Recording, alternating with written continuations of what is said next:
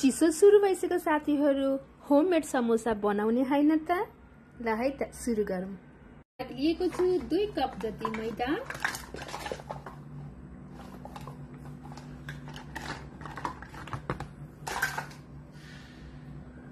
ज्वानोलाई चाहिँ हामीले सरर छर्दिनु पर्ने हुन्छ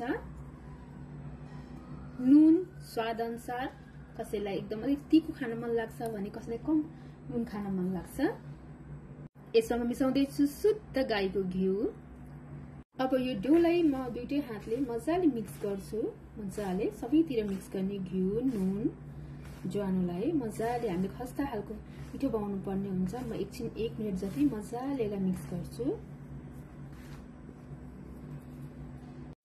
अब मैले 1 मिनेट पछि फेरि थोरै थोरै पानी हालेर नर्मल वाटर लिएको साथीहरु मैले घरको टेम्परेचर अनुसार नर्मल वाटर छ नर्मल वाटर लिएर मैले यसरी मजाले मुछेको छु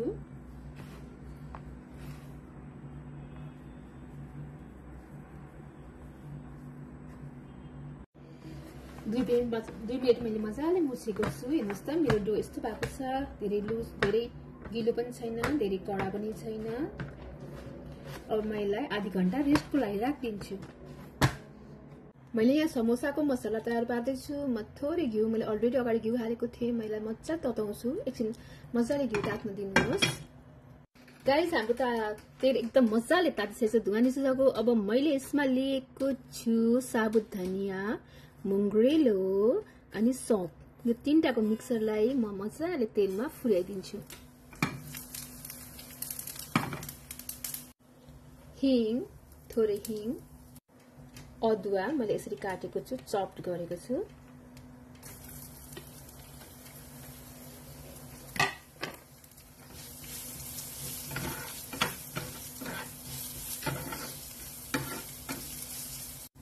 आलु मैले चप गरेको थिएँ आलुलाई दुईटा ठुल्ठुलो आलुलाई मैले मजाले म्याच गरेको छु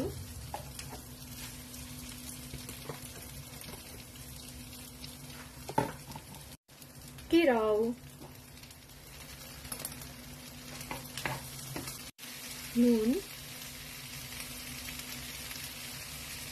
हामी पिठोमा अलिकति नुन हालेछौँ त्यही भएर फेरि ठिकै दिनु होला थोरै बेसार आमचुर पाउडर मैले 1 स्पुन लिएको छु मेजरमेन्टको हिसाबले तपाईहरुसँग छैन भने चाट मसला पनि हाल्न सक्नुहुन्छ चप्ड खुर्सानी चप्ड कोरिएन्डर त्यो पनि हाल्दिनु होला यो मैले आफै बिरयानी मसला बनाएको थिएँ मैले यसमा चाहिँ सबै घरमा भएको स्पाइसेस ल्वाङ सुकमेल जे जे तपाईसँग अवेलेबल छ हैन कार्डममहरु जे जे छ तपाईहरुसँग सुप जीरा धनिया मजाले त्यसलाई चाहिँ सबैलाई पिसाएर मैले एउटा बिरयानी मसला तयार गरेको छु यो हालेपछि अरु केही चाहिदैन इफ हजुरसँग छैन भने हजुर जीरा धनियाको धुलो पनि हाल्न सक्नुहुन्छ अरु कुनै मसला भेजिटेबल मसला पनि हाल्न सक्नुहुन्छ मैले त्यो अलिकति छर्दिएको छु यो भने इनफ हुन्छ जस्ट पिन्च अफ चिमुरो हाल्दिएको छु किनभने किन मलाई चाहिँ एकदम चिमुरो मन पर्छ है त्यही भएर तर यो अप्सनल हो है हजुरले स्किप गर्न सक्नुहुन्छ यसपछि मलाई सबैभन्दा मन पर्ने बदाम मैले यो रोस्ट गरेर राखेको थिएँ म यसबाट मसला पनि तयार भइसक्यो साथीहरु गाइस डो रेडी भइसकेको छ हेर्नुस् न आधा घण्टा जस्तो भइसकेको छ म मजाले यसलाई रोल गर्छु यसरी यसलाई छुट्याउँदै यसरी थिच्दै गर्ने मैले यसरी नै सबै थिच्छु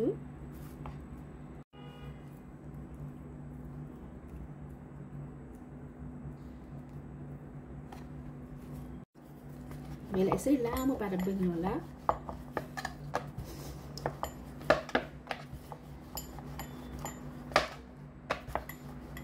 हामी यसमा केही पनि लगाउँदैनौँ तेल पिठोहरु केही लगाउँदैनौँ किनभने यो अलरेडी सफ्ट नै छ है त्यस्तो गाह्रो पनि छैन बेल्नलाई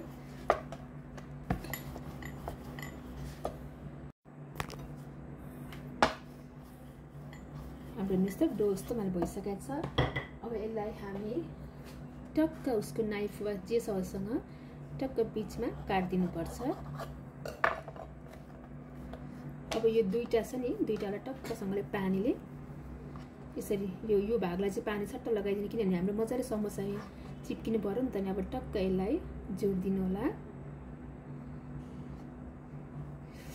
अब यो भागमा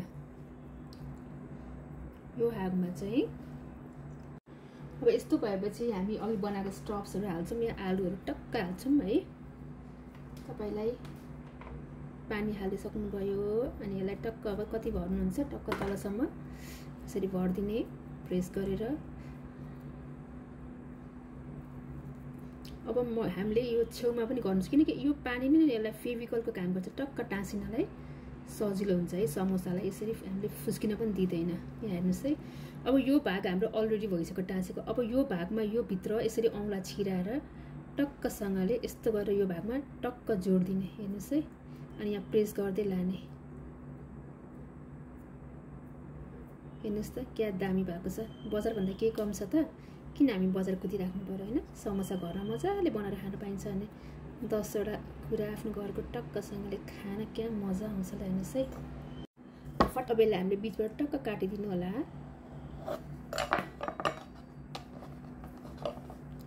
अब यो भागमा मजाले पानी लगाउने।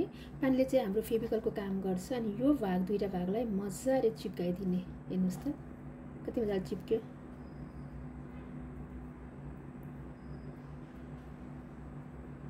हेर्नुस् त आलुको जुन हामीले मसला बनाएको छौं यसमा हामीले मजाले भर्दिनु पर्छ। त्यसपछि यसको छेउछेउमा पानी लगाइदिने है। पानी लगाएन भने चाहिँ गाह्रो हुन्छ टाँसिँदैन। अब यो चुच्चो अलरेडी छ। अब यो भागलाई हामीले चुच्चो बनाउनु पर्छ। यहाँदेखि हात लगाएर दुईटा हातलाई टक्क लगेर यो चुच्चो बनाउने अनि यो चुच्चोलाई यो चुच्चोमा मिक्स गर्दिने हेर्नुस् है। हातमा सिप भएपछि केही दुःख छैन। टक्क आफ्नो घरमा फ्रेश समोसा खान पाइन्छ हेर्नुस् त दामी भएको छ है। मेरो अलमोस्ट यो रेडी भइसकेको छ। मैले मिडियम हिटमा तेल तताएको छु। एकदम धेरै तेल तात्नु भएन हैन। एकदम कम तातोमा म हल्का हल्का हाल्दै छु। यो रेस्ट समोसालाई मैले अलिकति यो सुती कपडा यो कपडामा पानीले भिजाएर यसो हल्का यो नसुकोस् भनेर राख्दिएको छु। अब एकदमै लो हिटमा म तलबाट यसलाई हल्का हल्का चलाउँदै लान्छु। अलिकति मेरो कराई चाहिँ सानो भयो जस्तो छ साथीहरु। हल्का हल्का चलाउँदै लानुपर्छ तलबाट नै किनभने सबैतिर घुम्यो भने मजाले सबैतिर पाक्छ। यसलाई सक्दो चाहिँ एकदमै मिडियम हिटमै पकाउनु होला। धेरै हाई हिट भयो भने चाहिँ छिट्टो बाहिरको चाहिँ पाक्ने अनि डढ्ने जस्तो हुन्छ राम्रो पनि देखिँदैन। यसरी मैले यसलाई एकदम मिडियम हिटमा हल्का हल्का पल्टाउँदै पकाउँछु साथीहरु। हेर्नुस् त कतिको कलर आएको छ। यसरी अब निकाल्दै छु। समोसा पाकेर रेडी भइसक्यो।